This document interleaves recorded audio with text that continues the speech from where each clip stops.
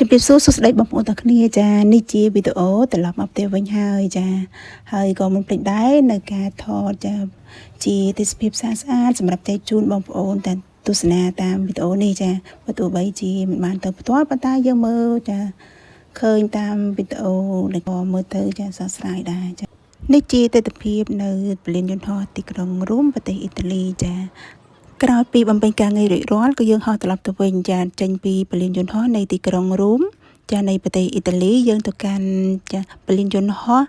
ឌូហានៃប្រទេសកាតាវិញចានៅក្នុងពលានយន្តហោះឃើញមានការរៀបចំការដាំឈើនៅក្នុងពលានយន្តហោះហ្នឹងគឺ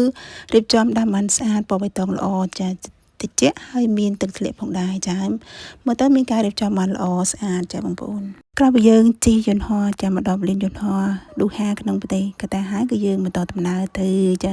ប្រទេសសិង្ហបុរីម្ដងទៀតចាហើយក៏ចេញពីសហបុរីទៅកាន់កម្ពុជា